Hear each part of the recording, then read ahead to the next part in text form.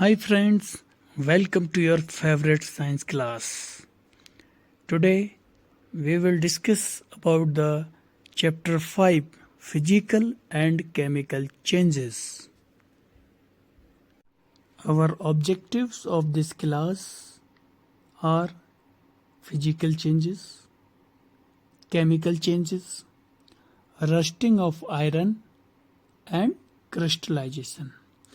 आज की क्लास के मुख्य उद्देश्य हैं फिजिकल चेंजेस यानी भौतिक परिवर्तन, रासायनिक परिवर्तन, लोहे में जंग लगना और क्रिस्टलीकरण। आगे बढ़ने से पहले हम पढ़ेंगे फिजिकल प्रॉपर्टीज यानी भौतिक विशेषताएं। Properties such as shape, size, color, and state of a substance are called its physical properties. Generally, these properties are observed by a glance of object. इसका मतलब ऐसी प्रॉपर्टी जैसे आकार, साइज, रंग और उस पदार्थ की स्टेट, इनको फिजिकल प्रॉपर्टीज कहते हैं। जनरली ऐसी प्रॉपर्टीज उस पदार्थ को, ऑब्जेक्ट को एक बार देखने में ही पता लग जाती है। जैसे कोई आपने ऑब्जेक्ट लो, इसकी शेप ये सर्कुलर है, रेक्टेंगुलर है, ट्रायंगल है, लीनियर है, किस शेप में आपको पता लग जाता है। साइज ये छोटा है, बड़ा है, मीडियम है, ये आपको पता लग जाता है। आप उसको देख के कलर बता सकते हो और वो किस स्टेट में है, वो सॉलिड है, लिक्विड है, गैस है, ये हम देख के बता सकते हैं। Now we will read physical changes. A change in which a substance undergoes a change in its physical properties is called a physical change. A physical change is generally reversible. In such a change, no new substance is formed. इसका मतलब ऐसा परिवर्तन जिसकी वजह से उस पदार्थ की भौतिक विशेषताओं में परिवर्तन आता है, भौतिक परिवर्तन कहलाता है। कोई भी भौतिक परिवर्तन फिजिकल चेंज रिवर्सिबल हो सकता है। यानी अगर हम आइस को मेल्ट करके वाटर बनाएंगे तो उसी वाटर से वापस फ्रीज करके आइस बना लेंगे। याद रहे, ऐसे चेंजेस में कोई नया पदार्थ नहीं बनता। अब देखो, फिजिकल चेंज की जो विशेषता है उनको मैंने रेड कलर से कर रखा है। फिजिकल चेंजेस में क्या है? Change in its physical property, इसकी भौतिक विशेषताओं में परिवर्तन होता है, ये रिवर्सिबल होता है और कोई नया पदार्थ नहीं बनता। याद रखेंगे, जब भी नया पदार्थ बनेगा तो वो फिजिकल चेंज नहीं होगा। फिजिकल चेंज में कोई नया पदार्थ नहीं बनेगा। फिजिकल चेंजेस के कुछ एग्जाम्पल्स हैं। Cutting of peace of paper, किसी पेपर के टुकड़े को काटना, पेपर को छोटे छोटे टुकड़ों में काटना। इसमें क्या चेंज हो रहा है? पेपर तो वैसा ही है, सिर्फ साइज चेंज होता है। It means it is physical change.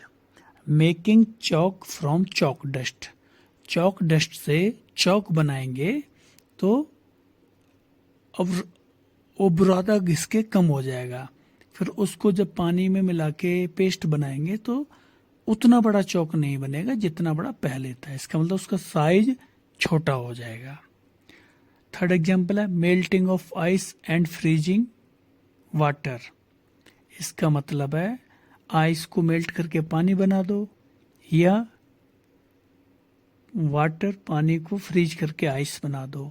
इसमें कुछ चेंज नहीं होता, सिर्फ पहले आइस सॉलिड ठोस होती है और बाद में वाटर लिक्विड में बन जाती है, और जब फ्रीज करते हैं तो लिक्विड सॉलिड में कन्वर्ट हो जाता है। सिर्फ स्टेट ऑफ सब्सटेंस चेंज होती है। फोर्थ एग्जांपल है बॉइलिंग ऑफ वाटर, इसमें भी क्या होता है, वाटर को बॉईल करते हैं तो वेपर बन जाती है। इसमें क्या हुआ, लिक्विड से गैस में कन्वर्ट हो गया, इसमें भी स्टेट ऑफ सब्सटेंस चेंज होती है। फिफ्थ एग्जांपल है heating of hexo. Hexo means कोई भी मेटल या हेक्सो को जब गर्म करते हैं तो क्या होता है, जनरली आपने देखा होगा जब मेटल आयरन को कहीं गर्म करते हैं तो रेड कलर में हो जाता है, लाल हो जाता है, तो वापस कूलिंग करने पर अपने इनिशियल कलर में वापस आ जाता है। तो हीटिंग में सिर्फ कलर चेंज होता है। नेक्स्ट एग्जांपल है मेल्टिंग ऑफ वैक्स। वैक्स पहले सॉलिड होता है, बाद में जब मेल्ट होता है तो लिक्विड फॉर्म में आ जाता है, फिर थोड़ी देर बाद कूलिंग के बाद वापस सॉलिड हो जाता है, तो इसमें state of substance he change होती है। Next example dissolving sugar in water. जब चीनी को पानी में घोलते हैं तो चीनी सॉलिड होती है, बाद में लिक्विड में कन्वर्ट हो जाती है, तो स्टेट ऑफ सब्सटेंस चेंज होता जाती है। Second last example beating aluminium to make aluminium foil. इसमें एल्यूमिनियम से एल्यूमिनियम फॉइल बना देते हैं, सिर्फ शेप चेंज हो जाती है। और cutting A log of would into pieces, जो लकड़ी का लॉग है उसको पीसेस में काट देते हैं, तो देखो कोई नया सब्सटेंस नहीं बनता, लेकिन उसका साइज छोटा हो जाता है। और हमने पढ़ा है कि जब कोई नया सब्सटेंस नहीं बनता, सिर्फ उसके शेप, साइज, कलर, ऐसी प्रॉपर्टी चेंज होती हैं, तो all changes are physical changes. Chemical changes, a change in which one or more new substances are formed is called a chemical change. A chemical change is also called a chemical reaction. रासायनिक परिवर्तन एक ऐसा परिवर्तन जिसमें एक या एक से ज्यादा नए पदार्थ बनते हैं, रासायनिक परिवर्तन कहलाता है। रासायनिक परिवर्तन को रासायनिक अभिक्रिया भी कहते हैं। केमिकल चेंज जब होते हैं कुछ कंडीशंस होती हैं, अगर वो कंडीशन होंगी तो उसको केमिकल चेंज बोलेंगे। Chemical change occurs when one or more new substances are produce. एक या एक से ज्यादा नए पदार्थ बनेंगे तो वो एक केमिकल चेंज होगा। सेकंड, हीट, लाइट और any other radiation may be given off or absorbed. Its meaning heat, ऊष्मा, लाइट, प्रकाश और कोई अदर रेडिएशन विकिरण या तो इस परिवर्तन में जाएगा या इससे निकलेगा, तो वो रासायनिक परिवर्तन है। थर्ड, साउंड में बी प्रोड्यूस। रासायनिक परिवर्तन होगा तो एक साउंड होगी, आवाज होगी, जैसे पटाखा फटेगा, क्रैकर्स दिवाली पर आप फोड़ते हो, it is chemical change. Fourth, a change in smell और ए न्यू स्मेल। अगर पहले से जो स्मेल है उसमें चेंज हो जाता है या फिर एक नई तरीके की स्मेल बनती है, it means it is chemical change. Fifth, एक कलर चेंज में टेक्स प्लेस। अगर कोई रिएक्शन हो रही है और उस रिएक्शन में पहले और सेकंड या जो नया सब्सटेंस बनता है उसका कलर चेंज हो जाता है, तो केमिकल चेंज होगा। सिक्स, एक गैस में भी फॉर्म। अगर किसी चेंज में कोई गैस बन रही है तो ये केमिकल चेंज होगा। अभी केमिकल चेंजेस के कुछ एग्जांपल्स हैं। फर्स्ट एग्जांपल है burning of magnesium ribbon. Magnesium ribbon के जलना। क्या होता है इसमें, मैग्नीशियम, उसका सिंबल Mg है। Magnesium Burns with a brilliant white light and leaves behind a powdery ash. Magnesium एक चमकदार सफेद लाइट के साथ जलता है और पीछे पाउडर जैसी राख छोड़ता है। इसको अगर हम केमिकल फॉर्म में रिएक्शन में लिखेंगे तो मैग्नीशियम प्लस ऑक्सीजन दोनों मिलके मैग्नीशियम ऑक्साइड बनाते हैं।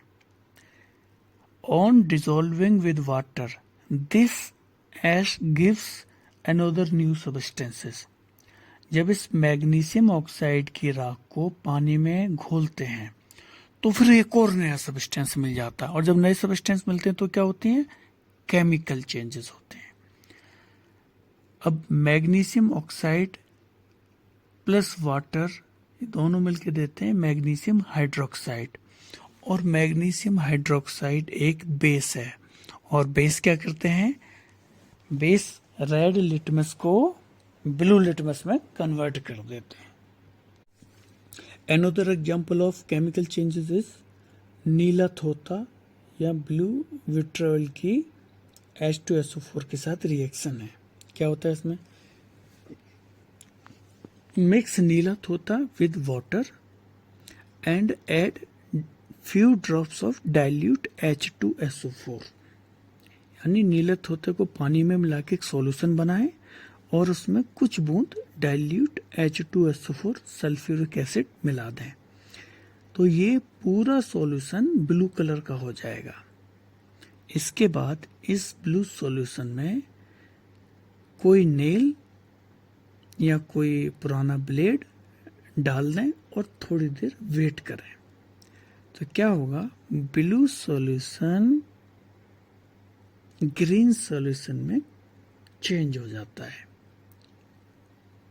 अगर इसको हम रिएक्शन के फॉर्म पर लिखें, कॉपर सल्फेट यानी CuSO4 जो कि नीला थोथा का केमिकल फॉर्म है, जब कॉपर सल्फेट में आयरन मिलाते हैं Fe, तो हमें ग्रीन कलर का आयरन सल्फेट FeSO4 मिलता है, और कॉपर उस ब्लेड के ऊपर ब्राउन फॉर्म में डिपॉजिट हो जाता है।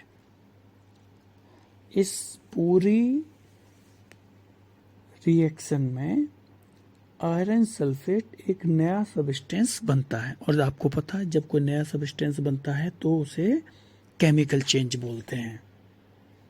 ये ऊपर देखो, ये डायग्राम दिखाया है। कॉपर सल्फेट का पहले ब्लू सॉल्यूशन है, उसके बाद उसमें हमने एक अंदर ब्लेड डाल दिया तो ये पूरा सॉल्यूशन ग्रीन हो जाता है, और जब ब्लेड को हमने बाहर निकाला तो उसके ऊपर कॉपर सल्फेट ब्राउन कलर में इकट्ठा हो जाता है। Next example of chemical changes is reaction of vinegar with baking soda. अभी हमने चैप्टर 4 में पढ़ा था विनेगर का टेस्ट कैसा है? सॉर, खट्टा, और जितने भी खट्टे पदार्थ होते हैं, सब्सटेंसेस होते हैं, they all are acetic acid. So vinegar is an acid and baking soda is base. इसका केमिकल नाम है सोडियम हाइड्रोजन कार्बोनेट। एक बेस है और एक एसिड है, जब दोनों को मिलाएंगे तो क्या होगा? न्यूट्रलाइजेशन, जो चैप्टर 4 में न्यूट्रलाइजेशन पढ़ा था।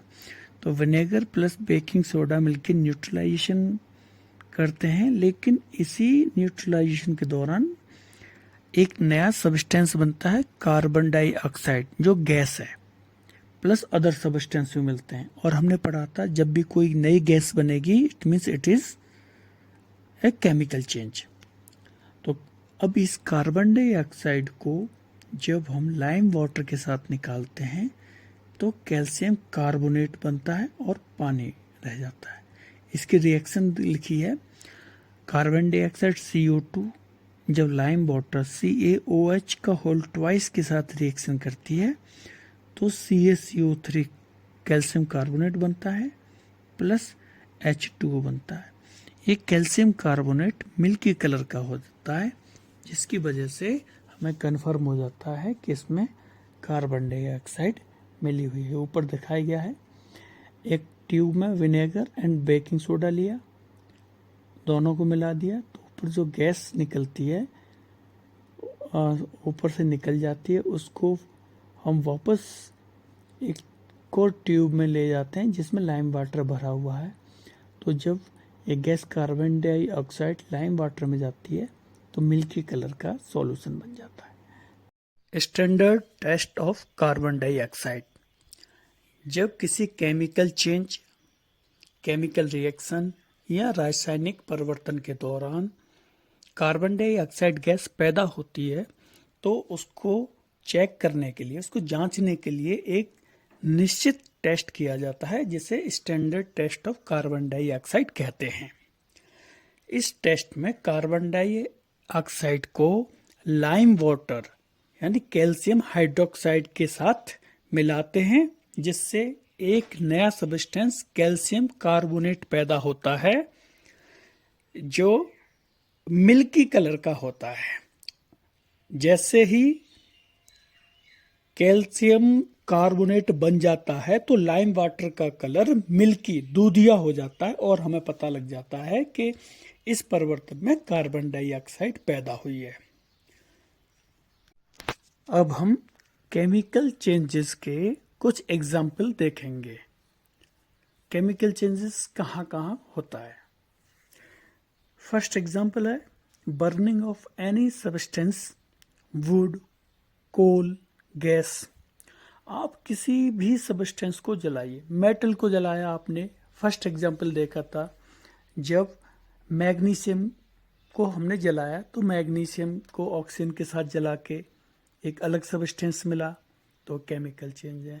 ऐसे अगर आप वुड को जलाओगे तो आपको ऐश मिलेगी, वो एक केमिकल चेंज है। कोल को जलाते हो, कोल खत्म हो जाता है, राख बन जाती है। ऐसे ही आपके घर में किचन में एलपीजी गैस यूज होती है, उस गैस को जलाते हो, उस गैस का एलपीजी का जलना भी केमिकल चेंज है। ये आपका एक क्वेश्चन भी है एक्सरसाइज में लास्ट में। एक्सप्लोजन ऑफ फायर क्रैकर, हमने पढ़ा था जब भी साउंड होगी, रोशनी होगी तो वो केमिकल चेंज है। तो आप दिवाली पे या न्यू ईयर पे कभी भी जब आप फायर क्रैकर्स फोड़ते हैं तो साउंड होती है, रोशनी होती है, तो ये एक केमिकल चेंज है। स्पॉइलिंग ऑफ फूड, खाना खराब हो जाता है तो क्या होता है, कैसे पता लगता है आपको? स्मेल आती है। तो यहाँ अच्छे खाने की स्मेल खराब हो जाती है। तो हमने पढ़ा था अगर न्यू स्मेल है या स्मेल चेंज होती है तो वो केमिकल चेंज है। डाइजेशन ऑफ फूड, आप खाना खाते हो और फिर आपके स्टमक में आपका खाया हुआ खाना डाइजेस्ट होता है, this is also a chemical change. Fifth है formation of manure from leaves, पत्तियों से हम खाद बनाते हैं। इसमें क्या है, पत्तियां एकदम सड़ जाती हैं, जैसे वर्मी कंपोस्ट वगैरह भी करते हैं तो फिर वो एक नया सब्सटेंस बन जाता है, खाद बन जाता है। फोटोसिंथेसिस, आपने फोटोसिंथेसिस पढ़ा है ना, प्लांट कैसे बनाते हैं अपना खाना, पानी और एटमॉस्फेयर से कार्बन डाइऑक्साइड लेते हैं और उसके बाद वो ऑक्सीजन और खाना बनाते हैं। तो देखा नई गैस भी बन रही है और नया सब्सटेंस भी बन रहा है। और हमने पढ़ा था जब भी कोई नया सब्सटेंस या नई गैस बनेगी तो it is a chemical change. Rusting of iron, rusting of iron क्या है, जब भी आयरन में पानी, मॉइस्चर और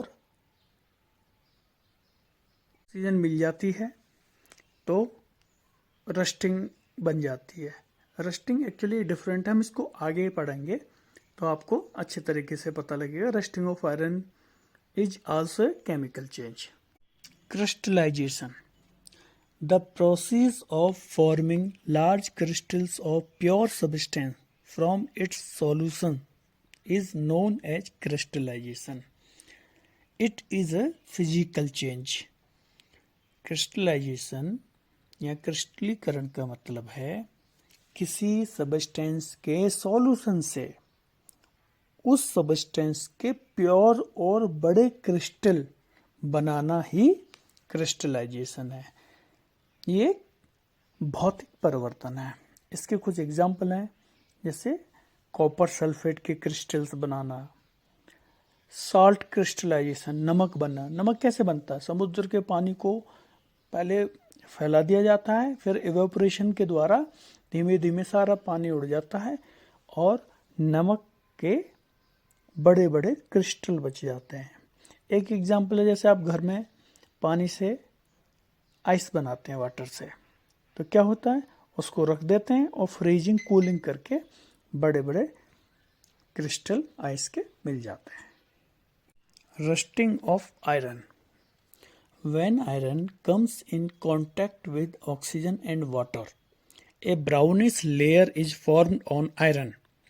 This process is known as rusting of iron. It means जब आयरन ऑक्सीजन और पानी नमी के संपर्क में आता है तो आयरन के ऊपर एक ब्राउन कलर की लेयर बन जाती है। इस लेयर बनने की प्रक्रिया को ही रस्टिंग ऑफ आयरन कहते हैं। इसकी केमिकल रिएक्शन हो जाती है, आयरन Fe में एयर से ऑक्सीजन O2 मिलती है प्लस वाटर नमी H2 मिलता है, तो Fe2O3 आयरन ऑक्साइड या फेरिक ऑक्साइड बनता है। याद रहे, iron and iron rust both are different substances, ये एक नहीं है। आयरन अलग है, आयरन ऑक्साइड रस्ट अलग है, और जब नया सब्सटेंस बनता है तो वो रिएक्शन होती है केमिकल रिएक्शन या केमिकल चेंज या रासायनिक परिवर्तन। प्रिवेंशन फ्रॉम रस्टिंग यानी रस्ट से बचाव। देखो, रस्ट कैसे फॉर्म हुई, आपने पढ़ा, आयरन जब ऑक्सीजन एंड वाटर के कांटेक्ट में आता है तो रस्ट बनती है। तो प्रिवेंशन करेंगे तो हम कुछ ऐसी टेक्निक यूज करेंगे जिससे आयरन वाटर और एयर के कांटेक्ट में कम आए, और जब आएगा नहीं तो रस्ट नहीं होगी। To prevent from rusting, iron must not come in contact with oxygen, water और both. Following methods are use to prevent rusting. कौन कौन से मेथड हैं? फर्स्ट है painting. Apply a coat of paint, paint कर दो तो रस्ट नहीं लगेगी। आपने देखा है आपके गेट पे, विंडोज पे या फिर डोर पे पेंटिंग की जाती है, गाड़ियों के ऊपर की जाती है, तो इससे क्या होता है, आयरन के ऊपर एक पेंट की लेयर बन जाती है, और जब वो लेयर कोटिंग हो जाती है तो उसके नीचे का आयरन एटमॉस्फेयर की एयर या फिर वाटर के कांटेक्ट में नहीं आता और रस्टिंग से बच जाता है। सेकंड है ग्रीसिंग, ग्रीसिंग की जाती है।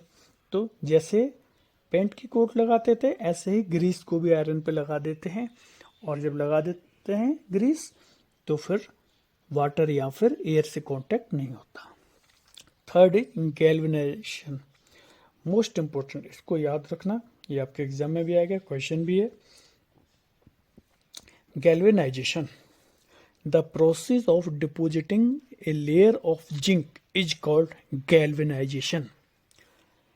जिंक की एक लेयर आयरन के ऊपर चढ़ाते हैं, उसके ऊपर जमा करते हैं, इस प्रोसेस को गैल्वेनाइजेशन कहते हैं। इसको इलेक्ट्रोड की हेल्प से भी करते हैं, और ये अभी आपको आगे पढ़ाया जाएगा, लेकिन याद रखिएगा गैल्वेनाइजेशन में जिंक यूज होता है। ये ब्लू कलर से दे रखा है, दोबारा बोलिए, गैल्वेनाइजेशन में यस जिंक यूज होता है। नेक्स्ट है chrome plating, applying a thin coat of chromium. जैसे जिंक की एक कोट चढ़ाते हैं उसी तो उसको गैल्वेनाइजेशन बोलते हैं, ऐसे क्रोमियम की प्लेट को जब चढ़ाते हैं आयरन के ऊपर उसको क्रोम प्लेटिंग बोलते हैं। तो इस चैप्टर में जो सबसे इम्पोर्टेंट चीज़ है कि कौन सी दो मेटल्स हैं जो रस्टिंग रोकने के काम में आती हैं और आयरन के ऊपर लगाई जाती हैं। तो याद रखो, जिंक है और क्रोमियम है। आपके घर में जितने भी पाइप आयरन के यूज होते हैं उनमें जिंक की गैल्वेनाइजेशन कोटिंग हो रखी होती है। ये आपका एक क्वेश्चन है, preparation of copper sulphate crystal. Copper sulphate crystal के कैसे फॉर्म करोगे कॉपर सल्फेट क्रिस्टल को? तो बड़ा सिंपल सा है, एक बीकर में वाटर लें एंड कुछ ड्रॉप डाइल्यूट सल्फ्यूरिक एसिड मिला दें, उसके बाद उसको गर्म करें और जब ये बॉयल हो तो धीमे धीमे कॉपर सल्फेट पाउडर उसमें मिलाते रहें। उसे जब तक मिलाएं कि अब और ना घुले, इसके बाद सॉल्यूशन को लें और ठंडा होने रख दें। कुछ देर बाद आपको कॉपर सल्फेट के क्रिस्टल्स मिल जाएंगे। आप इसको नोट कर सकते हैं, आंसर यहाँ सामने दे रखा है। 6 क्वेश्चन था सेटिंग ऑफ कर्ड। तो when curd is form from milk, its properties are different from milk. It means a new substance is form and it can not be reverse. Hence setting of curd is a chemical change. इसका मतलब ये है, जब दूध से curd बनाते हैं तो कर्ड की प्रॉपर्टीज मिल्क से अलग होती हैं। इसका मतलब कि नया सब्सटेंस बन गया और इस प्रक्रिया को रिवर्स भी नहीं कर सकते, तो ये केमिकल चेंज है। नेक्स्ट आपका आंसर है burning of would and cutting of would. देखो, जब लकड़ी को जलाते हैं तो राख बनती है, लेकिन जब लकड़ी को काटते हैं तो उसका साइज छोटा हो जाता है। राख एक नया सब्सटेंस है तो वो केमिकल चेंज हो गया, बर्निंग ऑफ वुड। और क्योंकि यहाँ साइज कम हो रहा है कटिंग ऑफ वुड में, तो ये फिजिकल चेंज है। 9th है painting of iron gate prevents from rusting. तो मैंने आपको रस्टिंग चैप्टर में एक्सप्लेन कर दिया, फिर भी क्या होता है कि रस्टिंग के लिए वाटर और एयर ज़रूरी है। अब जब हम पेंट आयरन गेट पे लगा देते हैं तो एयर और वाटर आयरन के कांटेक्ट में नहीं आती और रस्ट प्रिवेंट हो जाती है। नेक्स्ट आंसर है आपका rusting of iron object is faster in coastal areas than desert. तो याद रखें, कोस्टल एरिया में जो एयर होती है उसमें ज़्यादा मॉइस्चर होता है, समुद्र की वजह से थोड़ी नमी ज़्यादा होती है, वाटर ज़्यादा होता है। जबकि डेजर्ट में वाटर नहीं होता तो उतनी नमी नहीं रहती, और जब नमी ज़्यादा होगी तो रस्ट लगने की प्रोबेबिलिटी बढ़ जाती है, रस्ट ज़्यादा लगता है कोस्टल एरिया में। नेक्स्ट क्वेश्चन है आपका the gas we use in kitchen is called liquefied petroleum gas LPG. In the cylinder it exists as a liquid. When it comes out from the cylinder it becomes a gas. Then it burns. Change B. The following statement pertain to this change. Choose the correct one. तो याद रखो, देखो, जब cylinder से निकलती है तो gas liquid में कन्वर्ट हो लिक्विड गैस में कन्वर्ट हो जाता है, तो स्टेट ऑफ सब्सटेंस चेंज होती है, ये फिजिकल चेंज है। और जब बर्न होती है तो केमिकल चेंज है। तो इसमें करेक्ट आंसर है second, process B is a chemical change. 12th और लास्ट क्वेश्चन है anaerobic bacteria digest animal waste and produce biogas. Change A. The biogas is then burned as fuel. Change B. The following statement pertain to this change. Choose the correct one. देखो, कोई भी gas बनती है तो वो chemical change है। तो जब एनारोबिक बैक्टीरिया एनिमल वेस्ट को डाइजेस्ट करके एक बायोगैस बना रहा है तो एक गैस बन रही है, ये केमिकल चेंज है। इसके बाद बर्निंग, आपको बताया था किसी भी चीज़ की बर्निंग होगी वो भी एक केमिकल चेंज है। तो यहाँ biogas is then burned as fuel, तो ये भी केमिकल चेंज है। इसमें दोनों ही केमिकल चेंज है। इसका आंसर होगा 12 का थर्ड, बोथ प्रोसेस और chemical changes. My dear students, आपके एक्सरसाइज के क्वेश्चन नंबर 1, 2 और 3 मैंने फिजिकल एंड केमिकल चेंजेस की एक्सप्लेनेशन के समय बता दिए हैं। आप इनको सेल्फ ट्राई करें, इससे आपको पता लगेगा कंसेप्ट आपकी समझ में आ गई हैं। और अगर कोई क्वेश्चन नहीं हो रहा तो उसको सॉल्व करने के लिए फिजिकल चेंज और केमिकल चेंज वाली स्लाइड पे जाके चेक करें। इससे कंसेप्ट आपको दोबारा क्लियर हो जाएगी और जो क्वेश्चन सॉल्व नहीं हो रहा वो आपकी समझ में आ जाएगा। क्वेश्चन नंबर 4, बेकिंग सोडा को लेमन जूस के साथ मिलाते हैं तो गैस इवॉल्व होती है। ये गैस इवॉल्व होना यानी गैस पैदा होना। और हमने पढ़ा था जब भी किसी अभिक्रिया में, किसी चेंज में, किसी परिवर्तन में गैस बनेगी तो वो एक केमिकल चेंज है, यानी बेकिंग सोडा को लेमन जूस के साथ मिलाने पर गैस का बनना एक रासायनिक परिवर्तन है। Question number 5, when a candle burns both physical and chemical changes take place, identify these changes. देखो फिजिकल और केमिकल दोनों प्रकार के चेंज हो रहे हैं। तो फिजिकल चेंज में क्या है, वैक्स का मेल्ट होना, वो सॉलिड से गैसेस स्टेट में होता है। तो जब कैंडल बर्न होती है तो जो वैक्स मोम पिघलता है वो एक फिजिकल चेंज है। लेकिन जो उसका थ्रेड है, धागा है, वो जलता है और जो स्मोक गैस बनती है वो केमिकल चेंज है। Give another example of a familiar process in which both the chemical and physical changes take place. कोई और इसके अलावा कोई ऐसी है जो कोई भी ऐसी प्रोसेस है जिसमें केमिकल और फिजिकल चेंज दोनों एक साथ होते हैं और वो फैमिलियर है, आप उससे बहुत परिचित हो। तो आप अगर क्वेश्चन नंबर 11 पढ़ेंगे तो सेम वही आंसर है। जब घर में एलपीजी गैस जलती है तो उस समय वो लिक्विड स्टेट से गैस स्टेट में आती है, ये हो गया एक फिजिकल चेंज। और जब वो बर्न होती है गैस, जब बर्नर में स्टोव में ऊपर आकर, तो वो फिर एक केमिकल चेंजेस है। ये मैं आपको पहले समझा चुका हूँ। अभी मैं आपकी नेक्स्ट एक्सरसाइज यानी चैप्टर 6 रेस्पिरेशन इन ऑर्गेनिज्म, इसके नोट्स बनाऊंगा। आपको अगर ये क्लास, ये लेक्चर पसंद आया तो इस चैनल को लाइक करें, सब्सक्राइब करें। Thank you.